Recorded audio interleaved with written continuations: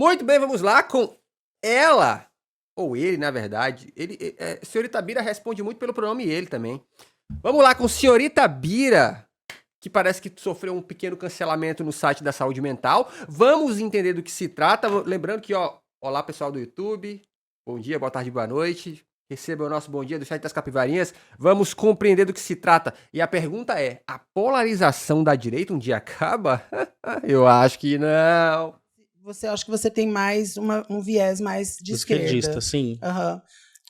Mas eu vejo também que você consegue ver as culpas dentro da esquerda. Sim. Você consegue, você não fica cego para as problemáticas que tem da esquerda. Não eu E aí eu vou te contar um pouquinho de mim para você entender. Tá. Teve um ano que eu fiz parte de um projeto cultural na minha cidade, que eu sou produtora e gestora cultural. E eu trabalhei só com pessoas que na época estavam inflamadas em relação a, por exemplo, ele não e aquela coisa toda. Eu lembro que quando saiu esse rolê do ele não, eu acho que um dia antes da eleição, ou 2 dias, eu repostei essa... Na época era uma artezinha, né? Ele não. Nossa! Gente... Foi um chororô, uma choradeira, gente com os joelhos em terra, falando que eu tava maluco, piriri pororó. Não me arrependo de nada. Sempre provou que eu tava certo. Eu e outros 300 milhões de pessoas. E aí, eu sofri um ato de machismo dentro desse grupo que é dito de esquerda, que são pessoas fervorosas da esquerda. E ali eu já comecei Essa é a hipocrisia da esquerda? A entender que não era sobre esquerda e direita, era sobre a minha pessoa incomodar em qualquer lugar que estivesse. Uhum. E aí eu comecei a ter os olhos atentos à minha volta e não mais ficar polarizando. Você acha que essa polarização tende a acabar? Ou as pessoas tendem a ficarem com os olhos atentos? Ou eu já estou enjoada da esquerda e tentei, sei lá, falar alguma coisa aqui? Não, na verdade, Paulo, eu acredito. Estamos todos enjoados da esquerda. Dito que essa polarização não vai acabar nos próximos anos. Essa coisa bolsonarista e petista talvez acabe, sim. Sabe o que acontece? É porque o Brasil está vivendo um lugar... Eu falei isso recentemente, estou falando sobre isso desde outubro, novembro, na verdade, no final de novembro para esse mês. Eu fiz várias falas, né, em alguns lugares, eu tenho falado sobre isso. O que acontece com o Brasil? O Brasil é um país muito especial nesse sentido, porque nós estamos no sul global, que antes era chamado de país de terceiro mundo, país subdesenvolvido em desenvolvimento. Hoje se usa o termo sul global e norte global para os países ricos, né? Como país do sul global, nós temos muita desigualdade. Isso é muito interessante. Então, o que acontece? O que eu quero dizer para você? Eu falei com o Maurício Meirelles, que eu fui no Maurício Meirelles, ele falou comigo sobre isso. Falou assim, você acha que a gente está importando pautas? Estamos. Mas a questão, eu vou explicar para você o que está acontecendo. Eu vou além, tá? Eu nem acho que nós estamos importando pautas. O que nem seria um problema, afinal de contas, esse mundo globalizado, a gente vai olhar para os nossos vizinhos, né? Para outros países e importar coisas e exportar coisas o tempo todo. Agora, sobre importar pautas, eu acho que isso aí é uma armadilha. A gente não importa a pauta. Elas literalmente caem aqui de paraquedas, tá? Como cinema, jornalismo. Gente, vamos lá. Se você tem TV por assinatura aí, vamos falar aqui só de Globo News, para começo de conversa. Ela não é a única, tá? Tem a CNN, né? A Jovem Pan. Esses caras estão o tempo todo te falando o que acontece em Nova York. É ou não é? Olha, porque em Nova York aconteceu tal coisa. Isso é importação de pauta. Isso é importação dessa conversa o tempo todo. E isso não é de agora, mano. Isso é de décadas. Então, assim, não é que nós acordamos e falamos, vamos lá atrás do que tá rolando nos Estados Unidos. A gente é bombardeado com isso o tempo todo. Nem é culpa nossa. Os nossos avós, Paula, eles não fizeram faculdade. Nossos avós, eles queriam sobreviver. Eles tinham que procurar comida para comer, um trabalho para ter o mínimo de dignidade possível de vida. Opa! Escuta o hit! Chegando aí o pessoal do maravilhoso Rádio Guerrilha com o nosso querido Guilherme Afonso, o homem que recebeu um pix do Mamãe Falei. Minha nossa, nossa, nossa! Como é que tá esse bolso, hein? Como é que tá? Só o tirim, tirim, tirim, tirim, tirim. E lá vem mais! Esse pix aí virou lanche, como é que tá? Quer dizer que é assim, Gui? Mamãe Falei aparece na live, tu já manda um... Me dê, papai! Mamãe Falei entrou na live, já toca o áudio? E o Pix? Nada ainda? Ai, que maravilha. Simbora. trabalhavam, eles não tinham estudo. Muitos avós da minha geração são analfabetos. Falar um inglês, então, fazer uma faculdade, é coisa que ninguém fez. O que acontece com o Brasil? Nós temos políticas públicas a partir dos anos 2000 que vão colocando a população trabalhadora em um outro lugar. Então, essa população trabalhadora começa pela primeira vez a ir na graduação. Essa família negra começa a ascender socialmente, sair da pobreza, por causa dessas políticas públicas que foram feitas a partir dos anos 2000, o governo Lula especificamente. Espera aí. Pronto. Tá. E aí, o que aconteceu? Quando as pessoas ascendem, eis que é a questão. Essa classe social ascendeu. Esses filhos trabalhadores ascenderam. O que acontece? Eles começam a ter outras preocupações. Se a preocupação da minha avó era ter comida, ter uma casa, comprar uma casa, eu não tenho essa preocupação. Primeiro porque não tem como comprar casa em cidade grande hoje no Brasil e no mundo inteiro. Não tem como comprar casa. A minha preocupação hoje não é mais sobre comer. Minha avó, que era uma trabalhadora, eu que entrei na graduação, sou da segunda geração que foi para a graduação na minha família, eu já começo a me preocupar com outras coisas.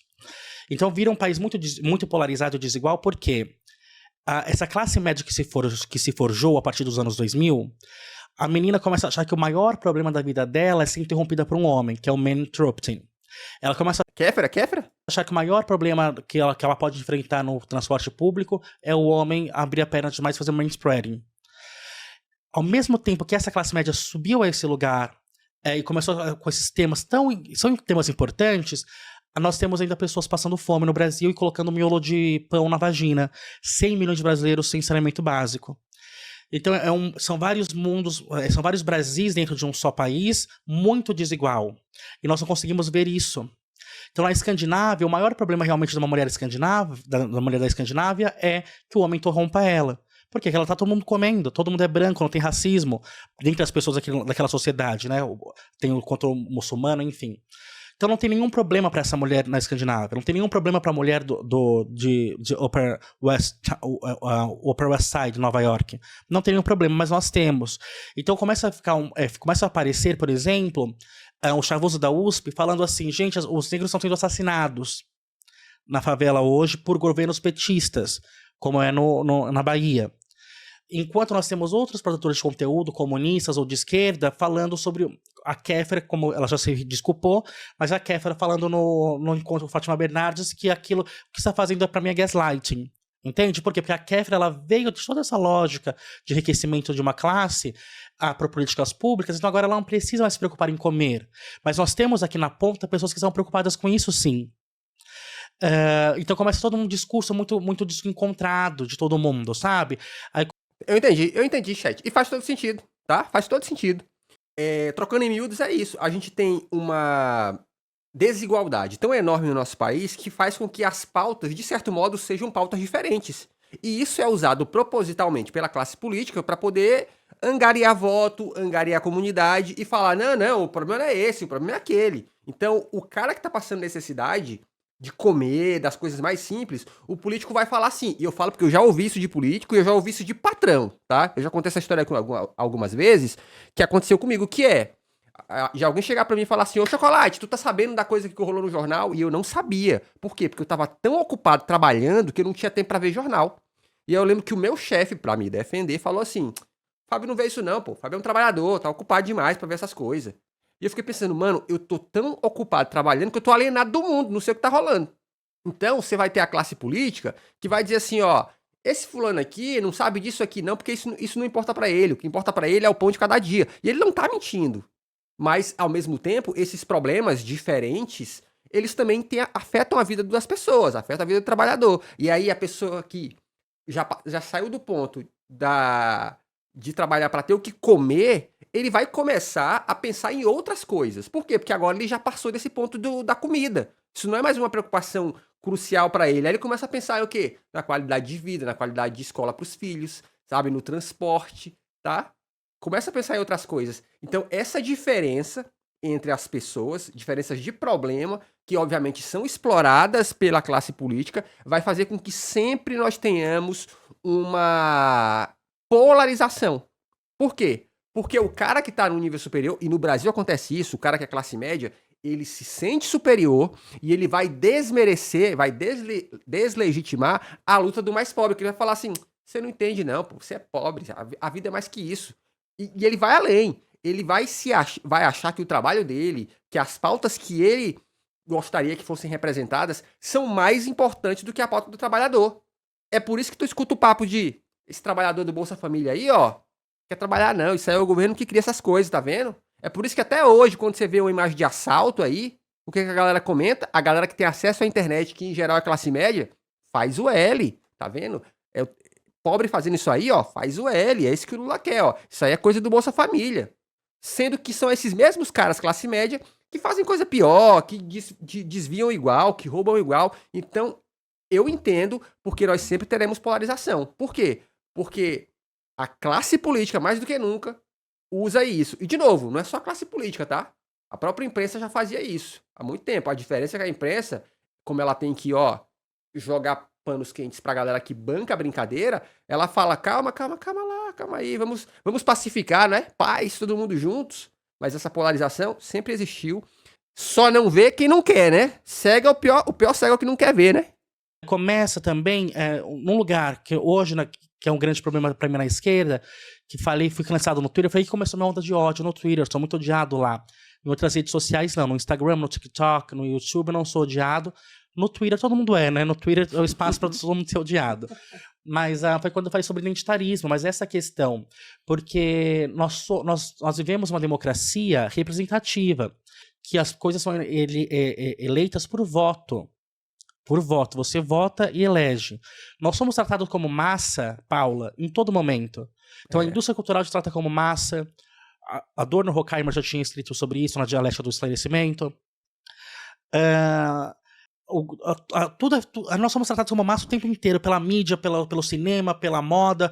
Mas quando chega na política, que é uma política representativa que muda por voto, e o voto de uma pessoa vai competir com o voto da outra pessoa, aí não, peraí que nós somos trabalhadores. Não, nós não somos trabalhadores. O trabalhador tem LGBT, o trabalhador tem negro, o trabalhador tem indígena, o trabalhador tem PCD. Então, nós somos tratados como uma massa homogênea todo momento. Então, todos nós vamos ver Barbie, todos nós vamos consumir a Globo. Eu não gosto da Globo, mas você não vai achar que é fake news que a Globo espalha. Entende a situação? Mas aí, quando eu vou falar sobre política, que vai ser mudado por voto, e é representativa, aí não, vamos esperar um pouquinho, porque eu sou negro, eu tenho outras... Entendi isso, então fica tudo muito fragmentado. E ninguém percebe sobre isso. Aí me chamam de neonazista, me chamam de misógino, de transfóbico, de capacitista, de todas as coisas ruins que existem no mundo. Eu queria que um transfóbico fosse transfóbico como eu sou. Eu queria, porque esse mundo seria muito mais justo para essa parte da população. Não sou uma pessoa perfeita, não é sobre moralidade, entende? Eu não tenho essa ideia de moralidade, de achar que sou... Porque é isso que acontece. Se você fala o termo errado, eu tenho a moralidade e você não tem. É isso que está sendo feito hoje na internet. Que é Isso é verdade. Isso aqui, ó, não tá errado, não. A gente vê... E aí, de novo, você vê isso no Twitter, que a pessoa errou num termo. Nossa, é um absurdo como é que errou nisso aqui, é um transfóbico, misógino, piriri, pororó. E eu não tô falando que as pessoas não têm que aprender, não. Tô falando sobre o extremo, como isso vem, tá? Como isso vem extremado. Porque aí, vou falar pra vocês, é desse tipo de atitude extremada, e aqui, olha, presta atenção, é o chocolate fazendo alfinetadas à esquerda, tá? Porque, mano, se nós estamos aqui, se nós não melhorar o nosso rolê, a direita aqui não vai, tá? Se a gente não olhar pros nossos problemas e tentar cuidar deles, tratá-los, a direita aqui não vai. A direita vai fazer o contrário. Então, é desse tipo de atitude que olha só, fulano errou num termo aqui, pau na máquina, transfóbico, piriri pororó e coisas do tipo, é que surgem o quê? Maurícios Meirelles da vida. Que são Maurício Meirelles, Danilo Gentili, que são essa galera que vai ficar o tempo todo colocando no outdoor as hipocrisias da esquerda. Porque eles fazem isso e fazem muitas vezes, gostemos nós ou não, com razão. Então, eu acredito que eu já falei isso aqui algumas vezes, em relação à masculinidade, eu acredito que o maior desafio de nós homens é sermos homens do nosso tempo. Eu acredito que a esquerda também tem essa dificuldade, que vai ter que aprender a lidar com ela, que é como ser uma esquerda do nosso tempo, cara. Sabe, uma esquerda que, pô, a gente defende as nossas pautas de esquerda, mas vamos parar com a hipocondria, né? Vamos parar com a autofagia, esse negócio todo? A gente precisa aprender a ser estratégico, porque a direita não faz isso, tá? A direita, nem a própria direita se critica. O máximo que eles vão fazer pra se criticar é queimar quem? O bolsonarismo, né? Vão dizer, não, esse cara aí não é tão liberal assim, tá? Ele não representa o liberal. Então, eu acho que a gente tem que começar a aprender e praticar jogo de cintura, tá? Porque senão nós entregamos os nossos melhores pros leões. Porque, gente, goste ou não, Bira é dos nossos melhores. Se a gente joga pros leões, pô, nós estamos ferrados. Jogo que eu não jogo. Mas esse que é o problema. Então, primeiro, a polarização no Brasil sempre teve essa polarização. Esse que é o ponto. Mas ela não estava escancarada. Por quê? Porque o negro estava pobre ainda. O negro não ascendeu para a classe média e começou a mulher negra não achar marido. Aí entra a teoria crítica da mulher negra, da solidão da mulher negra. Mas no Brasil nós sabemos que pelo IBGE, negros casam entre negros. Pretos entre pretos, pardos entre pardos, brancos entre brancos e amarelos entre amarelos. Por quê? Porque se a pessoa, nos anos 2000, 50% quase da população negra ela era pobre. 50% da população brasileira nos anos 2000 era pobre. E onde a pessoa pobre morava? Realmente na periferia, na favela. Seu vizinho é negro, é preto. Você é uma pessoa preta, seu vizinho também é preto. Você vai casar, você não conhece um branco. Mas a solidão da mulher negra, que é uma teoria crítica, não é ciência, ela acontece quando essa mulher negra ela vai ascender. Ela chega à classe média. Aí ela chega na classe média com os seus pares são brancos, ela é negra, ela é preta, talvez. Então, porque tem a diferença entre pardo e preto, né? Ela é preta. Não vai ser, não é vista como uma mulher bonita, com Exato. traços bonitos, desejável. Então aí ela começa a ter essa solidão de fato, porque ninguém vai casar com ela porque ela tá em uma outra classe, entende? Então é isso que tá acontecendo no Brasil. Essa polarização ela acontece primeiro por um choque cultural que nós temos, de uma guerra cultural muito bem alimentada, uma perda da ideia de que nós somos trabalhadores, devemos nos unir por uma causa. Isso também é perdido. Aí hoje, o que a esquerda decolonial fala? Karl Marx é um homem branco, cisgênero, heterossexual. Enfim, isso é como se isso fosse ruim, sabe? Nessa construção toda. Como se o que ele dissesse não importa, eu vou escutar só o Nego Bispo. O Karl Marx não. Porque o Nego Bispo é brasileiro, é negro. Adoro o Nego Bispo, viu, gente? Mas eu quero que a gente perceba que nós podemos articular tudo isso junto. E essa polarização ela acontece nos Estados Unidos, sempre aconteceu, é mais antigo que nós, porque as coisas da pós-modernidade, então, no meu curso todo mundo fica muito assustado, quando no meu curso de Sociologia que eu estou oferecendo esse ano, todo mundo fica assustado quando eu leio Jean Baudrillard, por exemplo, que é um autor que eu amo. É porque, olha só, chat, o chat tá maluco, né? Olha só, chat, o que a senhora Itabira faz é uma parada que eu sei que é difícil pra maioria, sabe por quê? Porque o que ela faz é o seguinte, ó, eu sei que você é esquerdista, você tem um monte de ideias. Você tá aprendendo com a esquerdalha a pensar em um monte de coisa. O problema é que o que a senhora Itabira faz, e inclusive eu tento fazer de vez em quando, que é, você já parou pra pensar nos nossos dilemas? Ela pega todos os nossos dilemas de esquerda, junta tudo num saco, sacode aqui, ó, e joga na sua cara.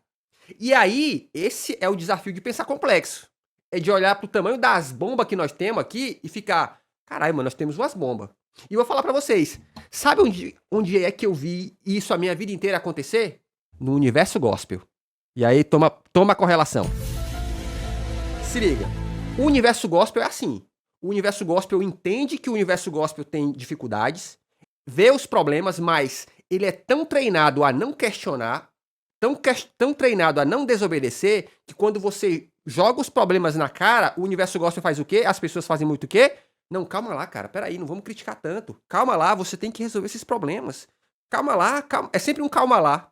Então, assim, você nunca avança de passo porque tá sempre um calma lá, calma lá. E, assim, eu entendo que tem que ter uns certos calma lá, uma vez ou outra, mas se a gente não avançar, e aí eu entendo que o avançar não é pra todo mundo, tá? Eu entendo que o que nós estamos fazendo aqui é uma discussão de esquerda pra esquerdista, piriri pororó, sabe? É outro nível. Isso aqui não é uma discussão que eu acho que deveria ser, talvez, pra todo mundo.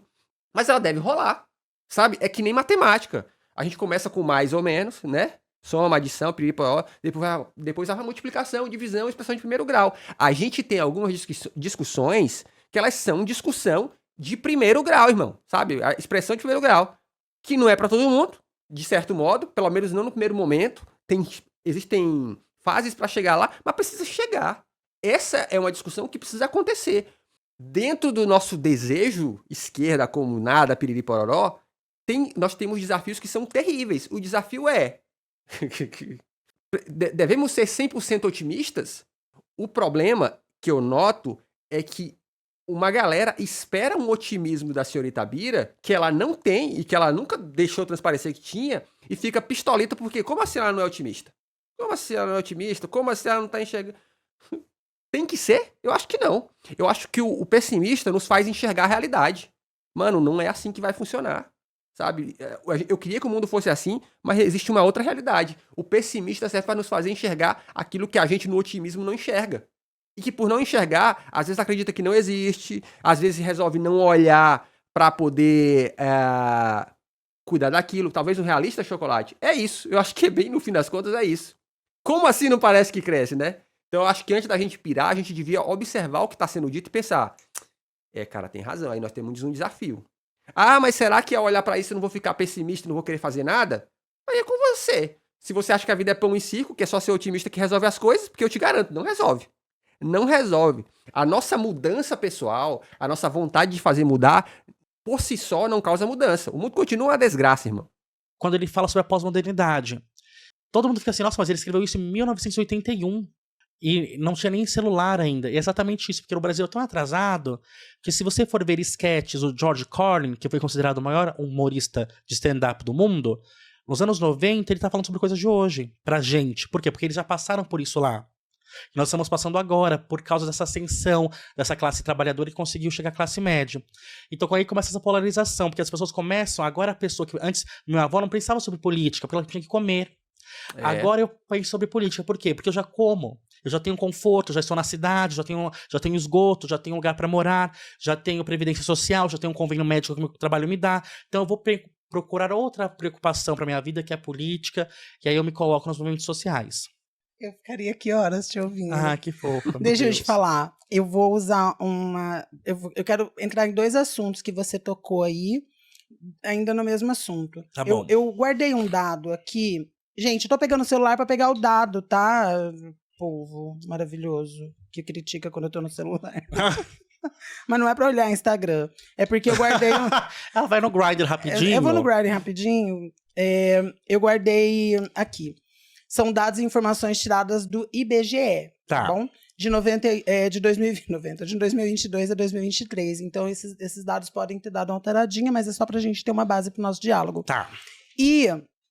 você já citou esse dado meio que de maneira rápida e eu vou citar ele para juntar com a sua ideia e entrar no meu diálogo. Tá. No Brasil, abaixo da pobreza, a gente entende que ganha meio salário mínimo para baixo. Então, se ganhar até meio salário mínimo para baixo, está na linha da pobreza. E o miserável é que nem isso, né? Então, nós temos 31,6% abaixo da linha da pobreza. No país inteiro. No país inteiro. São 67,8 milhões de pessoas abaixo dessa linha. E ainda mais 12,7 milhões que não tem nada. Não tem saneamento básico, não tem... Mesmo essas pessoas abaixo da linha da pobreza também não tem, tá? Não tem saúde, não tem higiene, não tem alimentação correta. Isso quando tem alguma alimentação... vai dar um total de 100 milhões de pessoas, que é o que você já citou, que não tem saneamento básico e não tem a estrutura. Você acha que essas pessoas vão achar tempo para discutir assuntos que hoje a esquerda levanta, como, por exemplo, se a palavra correta é preto ou negro, se... Eu vi isso num podcast que eu gostaria muito de dar o nome, mas eu não vou lembrar nunca, porque foi um trechinho rápido, que um rapaz falou isso, eles estavam falando sobre pessoas pretas no Brasil e dessa discussão, o que é certo, preto ou negro? E ele falou, gente, tem uma galera que está abaixo da linha da pobreza, passando fome, dificuldade, essa discussão não vai chegar até lá. Aqui eu tenho uma divergência. Presta atenção, eu tenho uma divergência aqui, tá?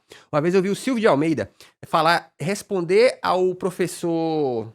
aquele que participa lá do As Ideias Podcast, do As Ideias não, do Noah Podcast. Não vou lembrar o nome dele agora. Paulo Cruz. O Paulo Cruz usou exatamente esse argumento, de que a esquerda tinha discussões que são discussões que não chegavam na periferia, que as pessoas não falavam sobre aquilo. E o Silvio de Almeida falou uma coisa que me marcou muito. Ele falou assim, irmão, deixa eu falar uma coisa pra você. Isso é uma presunção sua. Você tá julgando que as pessoas não têm complexidade suficiente para discutir vários temas. Isso não é verdade. Vide os nossos exemplos na própria escola. Pô, a gente na quinta série tá discutindo expressão de primeiro grau, que é um negócio complexo. A gente tá discutindo sobre biologia em questões complexas. A gente é capaz, sim, de discutir temas complexos.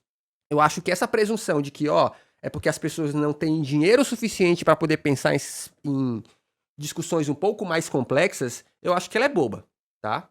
Eu acho que é isso. Se souber explicar, se chegar na pessoa, ela vai começar a pensar sobre aquilo sim, tá? Agora, é claro que, gente, quando você vira adulto, o adulto ele tem preguiça de coisas novas. E aí, para se proteger de aprender coisas novas, o adulto faz isso, ele vai discutir, ele vai falar que é mimimi, ele vai dar um monte de desculpa para poder justificar a sua preguiça de querer aprender, tá? Até porque, de fato, aprender te tira da zona de conforto. Então, eu acho que sim, essas discussões, elas devem ir para o máximo de lugares possíveis. E elas já chegam lá, tá? Já chegam lá. Eu vou dar um exemplo para vocês. Eu trabalhei em campanha política viajando por várias cidades do interior do Brasil, principalmente da região norte. Cara, essas pautas LGBTQIA+, sobre respeito, essas pautas chegam nas pequenas cidades. Tá? Goste você ou não. Se são 100% respeitadas, não são 100% respeitadas nem na cidade grande. Mas o fato é que isso chega lá, tá? A conversa já chega nesses lugares. Então, assim, eu acho que todo mundo está aberto a todas as conversas. Agora, claro, é que fazem parecer que ou você fala disso ou você fala daquilo. E não, cara, a gente é ser humano. A gente é capaz de falar sobre vários assuntos. Tá? É só chegar. Então, mas você acha ainda assim que essa discussão é importante? Então, é o que eu te disse. Por que se preocupa se o termo certo é negro ou preto ou qualquer outra coisa? Ou porque se deve se falar pardo? Porque essa pessoa já comeu, gente. Entende? Essa pessoa já chegou em um estado que ela vai pra academia, ela já tem discussões acadêmicas, ela já tem produção de conteúdo científico e teoria crítica pra ela. Essa outra população não tem. Então é muito triste isso, Paulo. Mas aí eu tenho outro ponto, cara, que é assim, ó. Tem discussões que chegaram em mim graças à internet, que elas não sairiam de mim. E elas não saíram do livro. Foi escutando pessoas que, de repente, já tinham capacidade de comer e, portanto, capacidade de poder ficar pensando naquilo, apesar de que eu não acho que isso é o critério. Gente, eu mesmo pobre, mais pobre do que sou hoje, pensava em coisas já muito avançadas para minha realidade. Isso não, eu acho que isso não é argumento. A história nos prova que vários cientistas que a gente admira, vários descobridores que a gente admira, pensaram em coisas para além do seu círculo. Mas o fato é que ao ter acesso ao pensamento de outras pessoas hoje, graças à internet, eu olho pra uma ideia que às vezes eu já pensava, eu falo, agora eu entendi, pô. Eu, por exemplo, eu já pensava em muita coisa sobre esquerda e comunismo, quando eu vi o Ian Neves falando no TikTok, pô, faz sentido isso daqui. A minha cabeça na hora fez o quê? Agora eu saquei. Isso funciona pra cultura pop, pra várias coisas. Então eu acho que não é como se todo mundo tivesse pensando assim, ó, não temos o que comer, não pensamos em nada. Não é verdade isso, cara. A gente pensa em várias coisas. Quantos de vocês não conheceram um morador de rua, filósofo pra caramba, que pensava em outras coisas, tá? Então, assim, eu não acho que condicionar a nossa capacidade de desenvolver pensamento só baseada nos problemas do capitalismo, não acho que isso é o lance. Eu acho que sim, graças ao capitalismo, você é capaz de ficar tão ocupado no trabalho que você não vai ter tempo. Mas qualquer ser humano, com o mínimo de ócio, ele olha para o mundo ao seu redor e faz análise. Simples assim. É claro que ele vai fazer análise das coisas que lhe atraem, né? Vai ter gente que vai ter um olhar mais para a ciência, outro mais para os humanos, mas todo ser humano tem uma capacidade de olhar para o mundo ao seu redor e perceber as coisas. É só você dar tempo. Porque ninguém tá preocupado conosco, sabe? Eu digo isso sempre. Gente, você que me conhece, tá aqui assistindo o podcast, vai falar, de novo, o Bira vai falar sobre isso, mas eu vou, gente. A situação do mundo é essa. E aqui é outro podcast, pode falar assim. Tá bom. Ninguém tá preocupado conosco, Paula. Nós não temos um projeto de país, gente. Nós não de Estado, de fato. O que a China fez sobre trem-bala, sobre tirar 600 milhões de pessoas da miséria. Ninguém tá preocupado com isso no Brasil, Paula. Essas pessoas, gente, 100 milhões de pessoas, nós tivemos 144 milhões de brasileiros em situação de insegurança alimentar, Paulo, durante a pandemia do novo coronavírus. Gente, é uma dureza tão... E a gente vê, aí vem, assim, políticos falando, como o próprio Bolsonaro, falando assim, não, ninguém passa fome no Brasil, não. É porque tem Bolsa Família, porque tem manga. Teve uma mulher que falou que tinha manga no Brasil e ninguém passava fome. Ela falou mesmo. Eu achei uma graça, uma mulher muito bonita. Mas você vê que é a situação que a gente passa, ninguém tá preocupado com isso, sabe? São discussões que não chegam nesse ponto. Aí o povo fala pra mim assim, ai... Porque antigamente, não falo mais sobre pronome neutro, eu falava mal do pronome neutro. Não falo mais. Tá. Por quê? Porque é... Mas pensa, não. Pensa, mas não falo. Não, mentira, não, tô brincando. Fiquei nu aqui. Eu não falo mais mal do pronome neutro, eu vou explicar pra você aí em casa. Tá. Ó, presta Porque é atenção. a divisão do trabalhador. Uhum. Entende? Se eu estou falando sobre a união do trabalhador, então a mulher negra dá a mãozinha pro homem negro, que dá a mãozinha pra travesti branca, que dá e vai dando a mão pra todo mundo, eu não posso falar mal da pessoa que usa pronome neutro, da não binária, porque ela é uma trabalhadora também. Então, e a existência dela não faz mal pra nossa sociedade. Ela tá só existindo lá do ladinho dela, que é chamada de elo. Respeita. Vamos respeitar. E vou te falar, sabe, na minha opinião, chat, sabe qual é um dos maiores contribuintes pra uma absorção melhor do lance do pronome neutro? Vou falar pra vocês. Rede social. Goste ou não, as redes sociais agora, o que, é que elas estão fazendo? Tá lá no Instagram, tá lá no TikTok. Hoje, em vários formulários que você preenche, tá lá assim, ó. Como você gostaria de ser chamado? Qual o pronome que você gostaria de ser usado sobre você? Ele, dele? Ela, dela? É ou não é? Então, eu acho que é isso aqui que vai causar mudança. Mas, principalmente, gente, vai causar mudança na nossa, um pouco, e nas próximas gerações. Gente, não vamos esquecer, infelizmente, gerações mais velhas têm dificuldades. E, para isso, o mundo criou solução há muito tempo, chama morte. Né? É a troca de gerações que vai fazendo as coisas avançarem. É ao longo dos anos. É quando essa geração mais velha se tornar menor proporcionalmente, e a mais nova que vai usar isso com mais tempo, é que a coisa vai mudar. Espera. Gente, há 50 anos atrás, que respeito que branco tinha por preto, mano? Zero nenhum. O tempo vai passando, as pessoas vão morrendo, vai chegando gente nova. É isso, pô. Não tem mistério.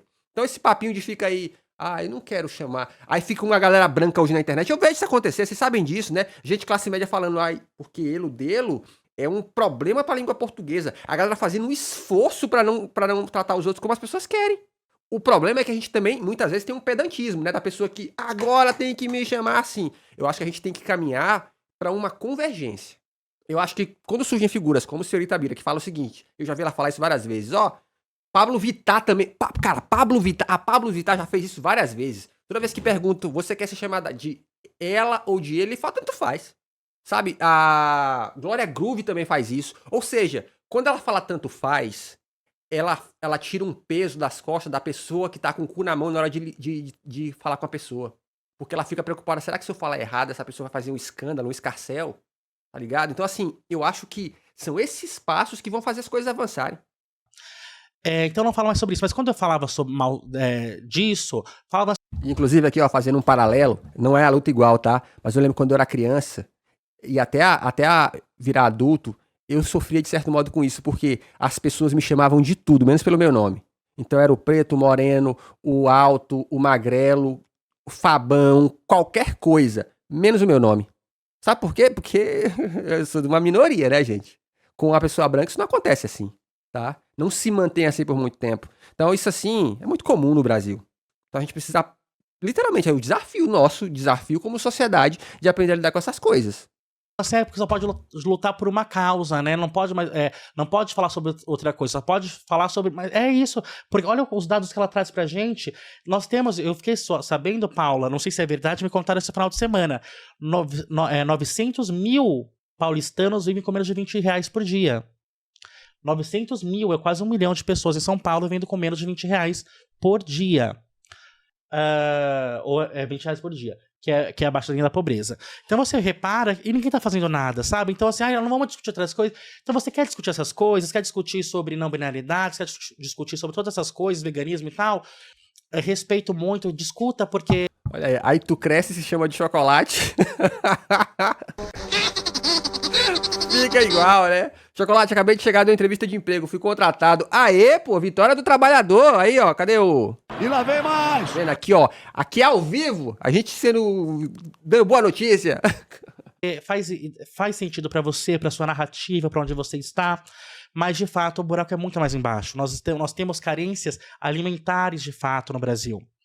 Fui cancelado essa semana na internet também porque eu falei uma fala de um vídeo meu chamado Holofotação. Na verdade o vídeo chama Me Faça Famoso, Holofotação. Que eu conheci esse termo holofotação. Esse vídeo, uma parte dele foi compartilhada na internet, eu falando que...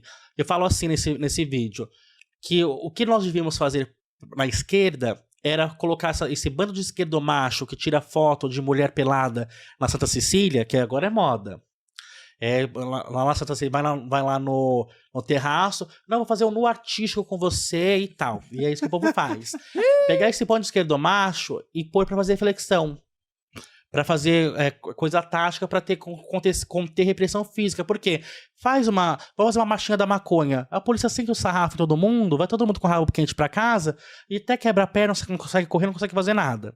Aí eu falo, mas como a gente vai fazer isso? Tá todo mundo com sobrepeso com cabelo rosa. Falaram que eu tinha sido homofóbico por causa disso. Eu falei do cabelo rosa. Mas eu tava falando desde o começo do esquerdomacho tirar foto. Então o pessoal ele vai acreditar, o pessoal vai falar o que quer. Eu posso falar o que eu quiser. Eu posso. Ah, eu entendi a piada. Eles podem dar um texto pra eu ler, pra me encaixar no pensamento deles, mas eles vão, se eles quiserem. É isso, falta maromba na esquerda. Você lembra que aconteceu isso com o Ian várias vezes, né? Toda vez que o Ian fala sobre revolução, o que a galera dos reacts da direita faz? Esse cara aí vai revolucionar o quê? Esse magrelo aí, é ou não é? Sentado em cadeira gamer. A gente sabe que isso acontece, tá? Assim, ó, pra fingir ABIN, atenção ABIN, isso aqui é filosófico, supostamente.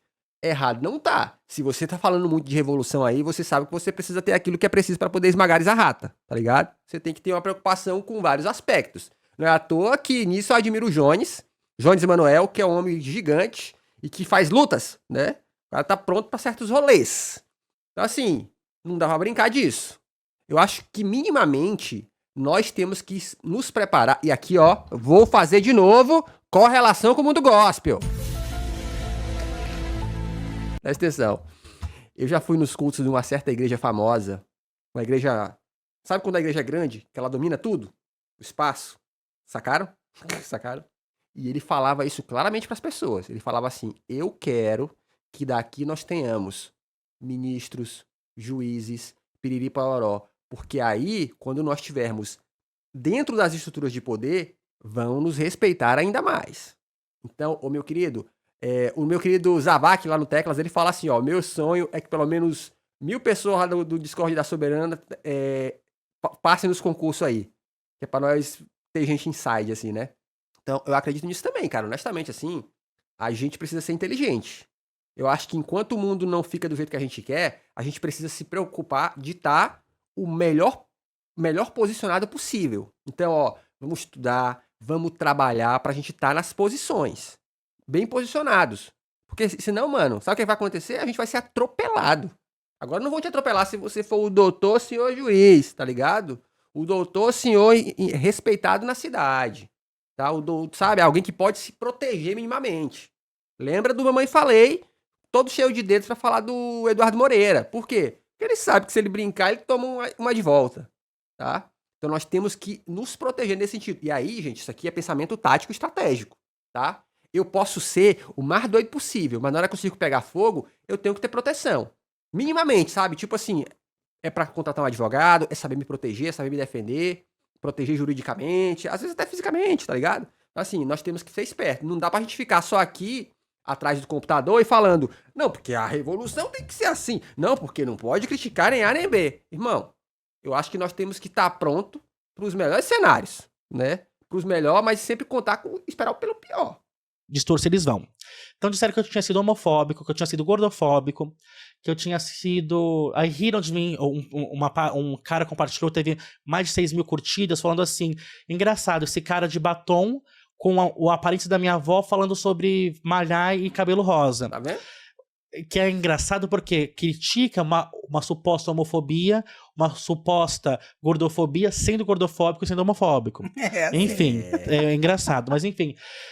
Mas a minha ideia, Paula, é porque, por exemplo, quando o Ian Neves foi lá no podcast As Ideias, que eu também fui um dia, e ele fala que nós devemos fazer uma revolução armada no Brasil, e isso vai ser compartilhado pela direita, a Jovem Pan compartilha, que revolução armada é essa que ninguém sabe usar arma?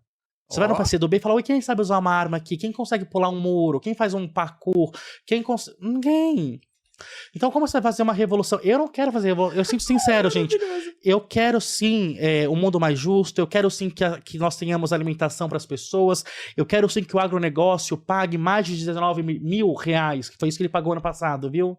19 mil reais e teve o lucro de 30 bilhões. Escrevam aí no comentário se é isso. 30 bilhões que o agronegócio movimentou. 30 bilhões. Pagou 19 mil reais de imposto. Gente, pagou. Então agora eu entendo muita coisa. Porque será, né, gente? E eu quero que eles paguem mais impostos. Não vão pagar porque eles são os donos do Brasil. Eles mandam na gente, não vão pagar. Queria que eles pagassem mais, queria que o povo se alimentasse. Mas a questão é que isso não vai... E falar pra vocês, eu aqui, pequeno streamer, pequeno influenciador da minha cidade. Eventualmente, eu já participei de várias reuniões com empresários. E, gente, vocês não têm ideia de como eu desarmo esses caras quando eles vêm com esse discursinho pra cima de mim de que o empresário no Brasil sofre muito. O empresário no Brasil, dificuldades. Aí eu vou e dou dados. Eu falo assim, irmão, vocês sabem que não, né? Vocês sabem que em qualquer outro lugar, um pouquinho maior do que a nossa cidade aqui, vocês pagariam 10 vezes mais no serviço. Meu amigo, o olhar muda na hora. O olhar de sofro muito muda na hora pra um olhar do tipo assim, tu sabe que nós somos bandidão, sabe? Filosoficamente falando. Então, assim, cara, saber das coisas, gente, nos ajuda muito. E quando eu digo saber, não é pra passar na cara. É saber pra poder falar assim, irmão, deixa eu te falar a parada. Eu sei qual é o rolê, tu não vai me enrolar. É pra tu mostrar que irmão, eu tô por dentro, pô.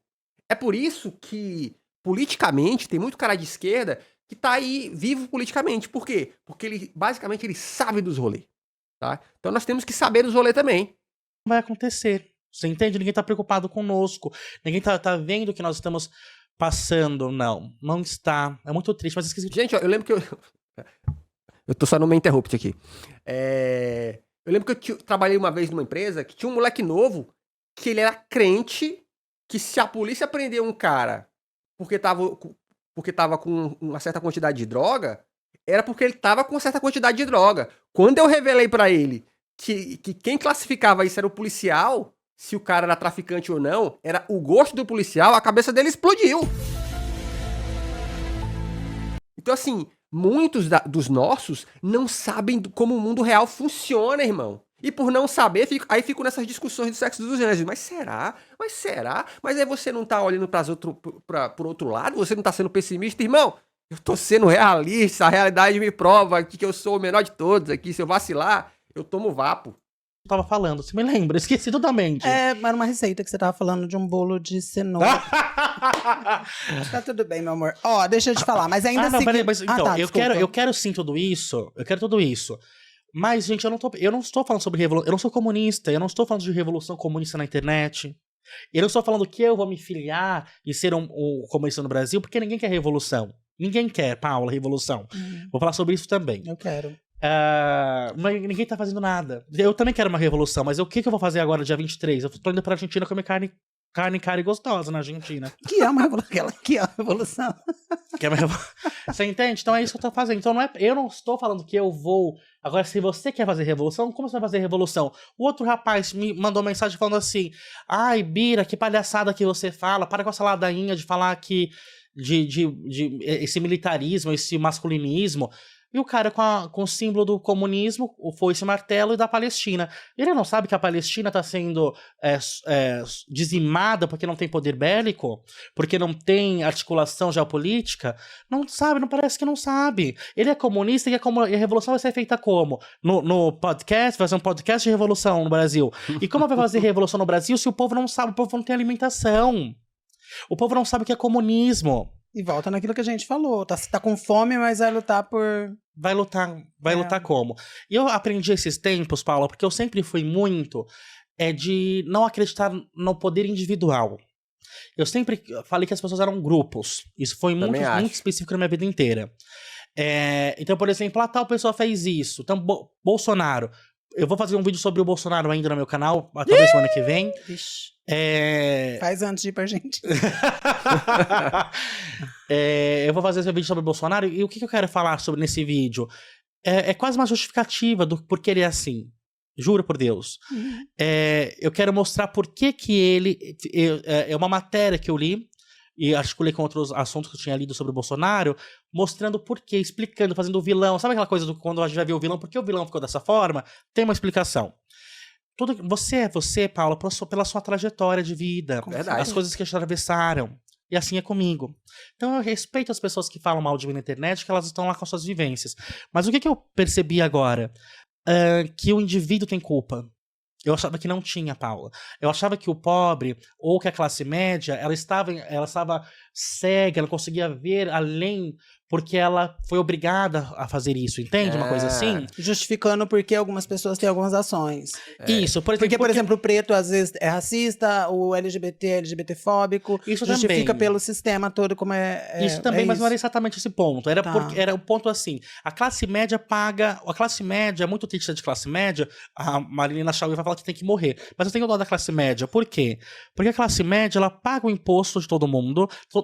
O pobre paga mais imposto proporcionalmente. Mas quem paga o grande bolo é a classe média, como diz o Sr. Gomes, que morre lá na folha, já descontado na folha de pagamento. Então a classe média paga os serviços da população pobre.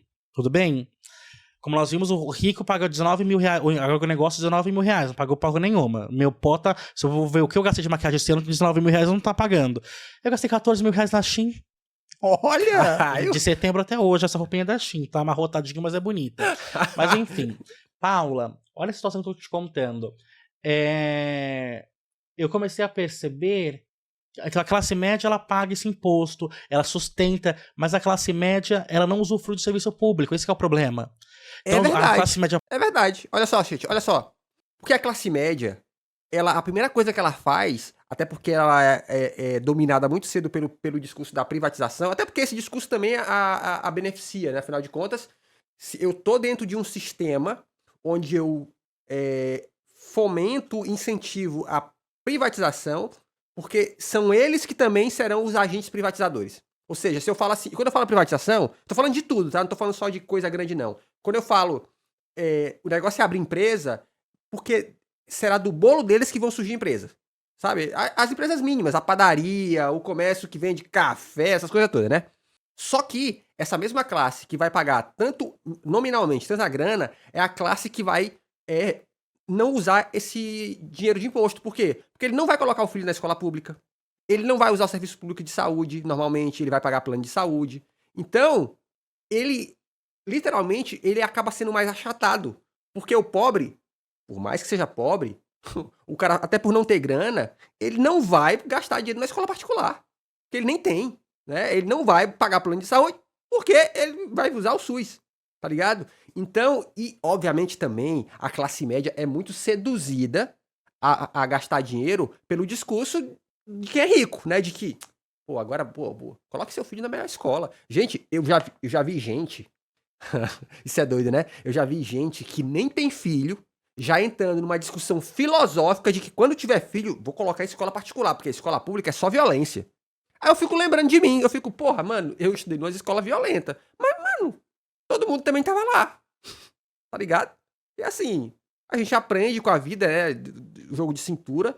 Aí eu fico pensando, cara, que doideira. Doideiras, enfim. Tá vendo? Momentos filosóficos, tá? A gente é tão bombardeado pela indústria do medo, e o capitalismo faz muito isso, que a gente vai se sacrificar pra se manter seguro dessas situações da indústria do medo. É a doideira, né?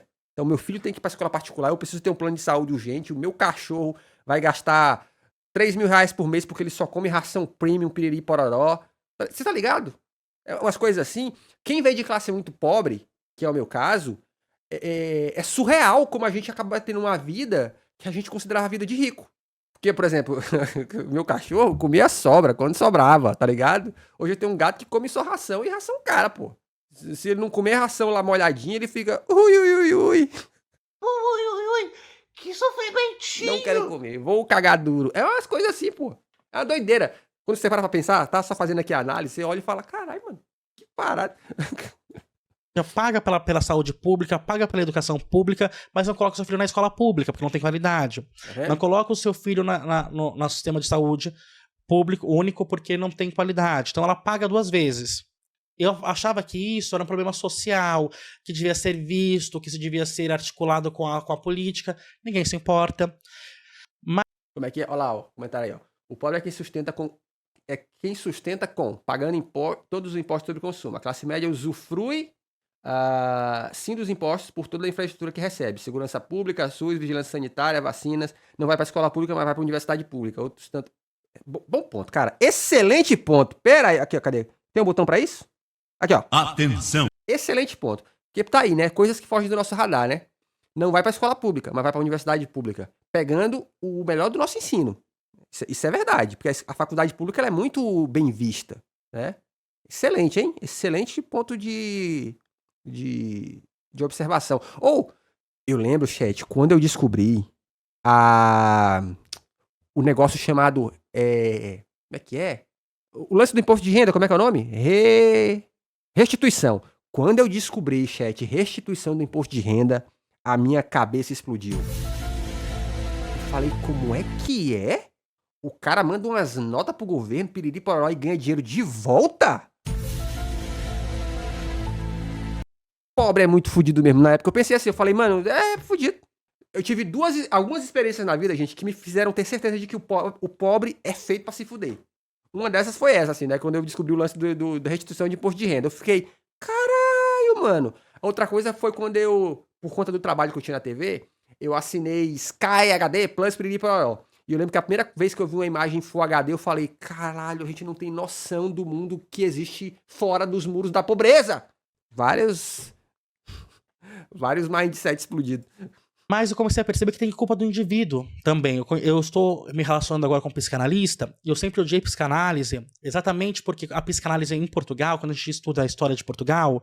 Olha aí, ó, se você vai no médico particular e paga caro, tem restituição de imposto de renda.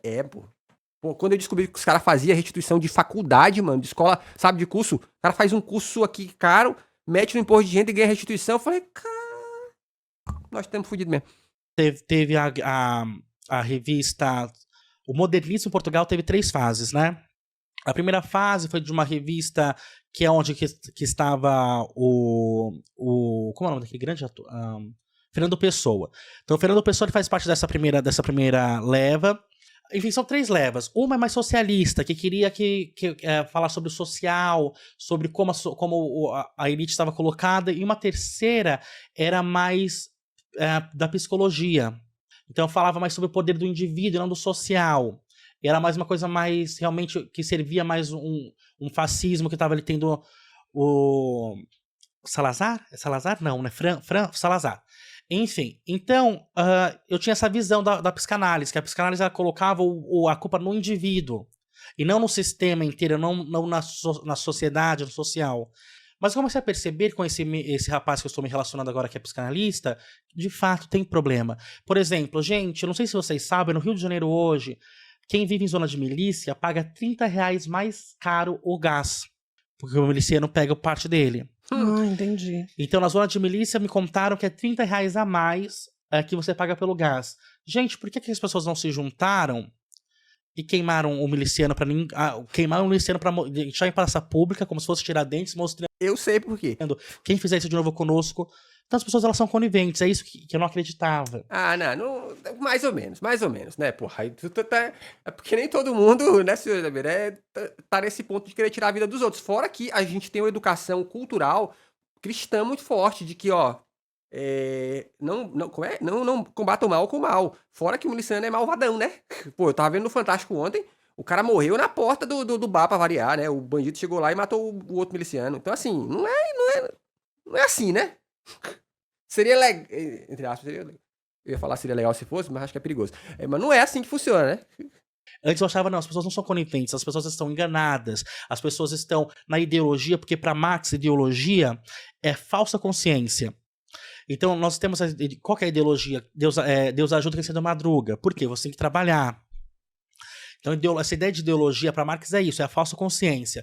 Eu achava que as pessoas estavam em falsa consciência, eu achava que as pessoas estavam submetidas, não conseguiam pensar, raciocinar direito, a ausência de pensamento, como a Ana Arendt falava. Mas agora eu comecei a perceber que elas têm, sim, responsabilidade. Mas é porque é tal história, né, gente? O ser humano, ele vai fazer o seguinte, muitas vezes ele não vai querer fazer aquilo, mas ele vai ser conivente com aquele que faz. Ou seja, ó, lembra do discurso daquele bandido daquele filme Lisbelo e o Prisioneiro? Se não me engano, né? O Sete Vela. Eu não mato, eu só atiro. Quem mata, quem leva é Deus, né? Então é tipo isso. Que é, por exemplo, o que a gente vê no Brasil quando a polícia mata o bandido. O que acontece? A galera fala assim, ó, tá nem aí. Seja cristão o que for. O cara olha e fala assim, né? Mas tá aí. Então o cara não fez, mas ele, interiormente, ele é conivente com aquilo. Porque lembre-se que a milícia, quando ela chegou inicialmente nos cantos que ela domina, ela chegou com uma ideia de ordem, né? Porque a polícia chega dando pressão, a milícia chegou para meio que botar algum tipo de ordem. Então, inicialmente, as ações da milícia, assim como as ações do crime organizado, digamos assim, foram vistas com bons olhos, do tipo assim, ó, estão trazendo alguma ordem. O negócio evoluiu e obviamente, degringolou, mas não é mole assim, não. Fora que, de novo, né, a população pobre tá fazendo o quê? Tá ocupada trampando, mano. Como é que o cara vai parar assim, cheguei cansado, agora eu vou ter que... vamos ter que fazer um esquema pra poder criar um negócio aqui, pra poder pegar um miliciano. Porra, infelizmente, a vida não é Bacurau, né, porra? A nossa vida não é Bacurau. Porque você tá aceitando pagar R$30 nisso, sabe? Você acha que não pode ser um medo também? Tipo, vamos eu, você e todo mundo aqui avançar nele. Aí chega lá, 2, 3 recua e eu fui, e só eu. E se 3 recua, isso não é um poder individual da pessoa que não Caralho, aceitou? você me fez pensar. Faz todo sentido. Depende, não, isso aí eu discordo. Aí eu acho que a filosofia acelerou demais. Os caras tão armados, mano. Os caras fazem maldade todo dia, a gente não tem treino pra isso. Vai de arrasta pra cima em 2 minutos. Então eu tô muito. Eu não Verdade. ainda não estou assim, achando que é individual o problema. Pra mim é social ainda. Mas realmente as pessoas elas aceitam. É verdade. Isso é muito triste pra mim. Ainda não. Aí, baita papo filosófico aqui entre nós, hein? Pensa muita coisa, hein? Que doideira, olha lá. Quase 1 hora de react. Doideira! Se inscreve no canal, porque aqui tem vídeo todo dia. Esse é o Chocolate Expresso Premium, onde você tem discussões acaloradas. Ficamos doidos de um lado, senhorita Bira do outro, chat pirando. Mas foi maravilhoso. E lá vem mais! E tchau, obrigado.